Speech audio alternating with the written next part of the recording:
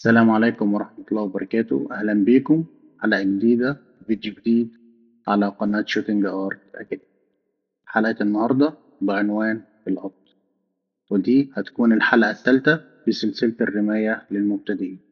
وطبعا هيكون في سؤال الحلقة الخاص بالمسابقة اللي احنا ذكرناها في الفيديو اللي فات.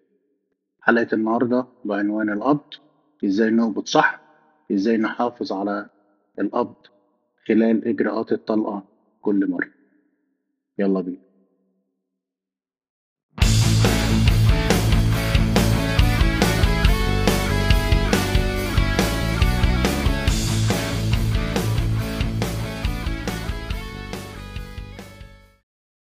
القبض هو أول علاقة ما بين اللاعب والسلاح لما يجي يبدأ في إجراءات الطلقة أو يبدأ يضرب.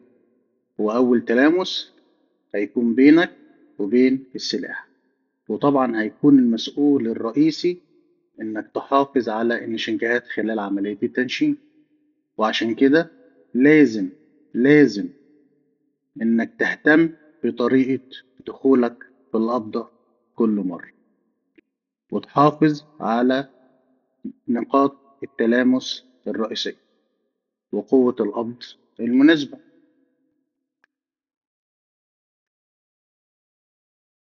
وتقسيم عملية القبض هتكون على أكتر من نقطة، زي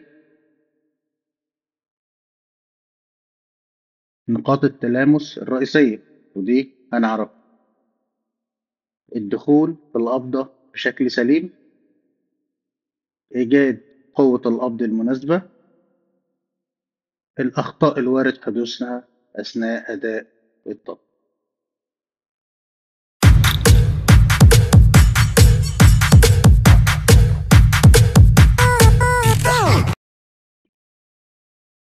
طيب، إيه هي نقاط التلامس الرئيسية؟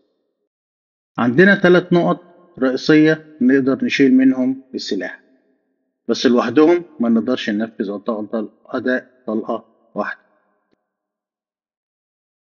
الصورة اللي قدامنا هي المنطقة، أو أول نقطة تلامس هي المنطقة ما بين السبابة والإبهام. النقطة الثانية هي كلوة الإيد. النقطة الثالثة هي مكان صباعك الأوسط وأنت ماسك السلاح. دي النقط الثلاثة: المنطقة اللي ما بين الإبهام والسبابة وكلوة اليد ومكان صباعنا الأوسط. طيب، الدخول في القبضة بشكل سليم. النقطة دي مهمة جدا، لأني أنا بشوف بعض اللعيبة كل مرة بيمسك القبضة بشكل مختلف ويقول إن القبضة بتتحرك في إيدي. لا، أنت أساسا بدأت بيها غلط. لو أنت مرتب طريقة دخولك على القبضة هتلاقي كل مرة قبضتك سليمة وفي نفس المكان.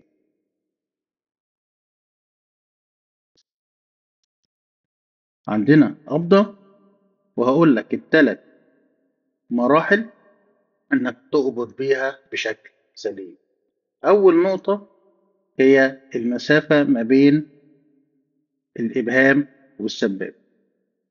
دي منطقة مهمة جدا، اللي هي بتحافظ على استقامة اليد على القبض. النقطة التانية كلوة اليد، ودي لو مش مظبوطة هتلاقي ايديك طالعة بره أو ضغطة بزيادة على القبضة، فهتخلي السن يروح منك يمين وشمال. والجزء الأمامي مكان الأصابع، وده لو مش مظبوط هتقابل صعوبة جدا إنك تلاقي النشنكات في بعض قبل ما تبدأ عملية السحب. ودي أماكن صوابعك لما تيجي تلف صوابعك على القبضة من قدام. العقل الوسطانية لل3 صوابع متطابقين بالصورة التالتة زي ما هي واضحة، والخط اللي باللون الأحمر اللي بالطول المنقط بيتطابق تماما على أماكن الخطوط الحمراء اللي على صوابع اليد اللي في الصورة اللي في النص. إيجاد قوة القبض المناسبة، ودي الحاجة الوحيدة اللي ملهاش قيمة ثابتة أو قيمة معروفة. يعني لو المدرب قال لك امسك القبضة بقوة 4، هتعرف تقدر قيمة القوة دي قد إيه؟ طبعا لا، ودي بتختلف من لاعب للاعب آخر.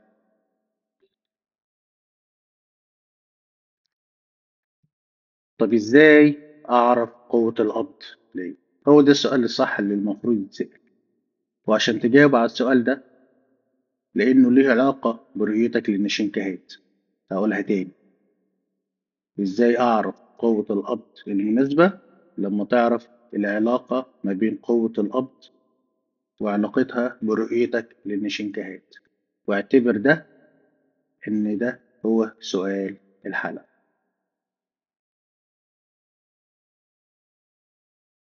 إيه هي الأخطاء الوارد حدوثها أثناء أداء الطلقة بسبب القبض اللي مش سليم؟ تغيير قوة القبض، الضغط بأطراف الأصابع، الضغط الزائد بالإبهام، عدم ثبات الأصابع الثلاثة كل مرة في نفس المكان. كل نقطة من اللي فاتوا محتاجة شرح وافي وعملي. كل اللي عليك كمبتدئ إنك تعرف وتفهم. كل ما كان قبضك سليم وصحيح، هتلاقي زيادة في نتيجتك بسبب إنك حافظت على الجزء ده. الرماية عملية مركبة، كلها بتشتغل مع بعض. حافظ عليهم على قد ما تقدر، هتلاقي نتيجتك هتبقى كويسة إن شاء الله. الفيديو النهاردة قصير على قد الموضوع، وأشوفكم في الحلقة الجاية إن شاء الله. ورماية سعيد. كان معاكم أحمد شعب.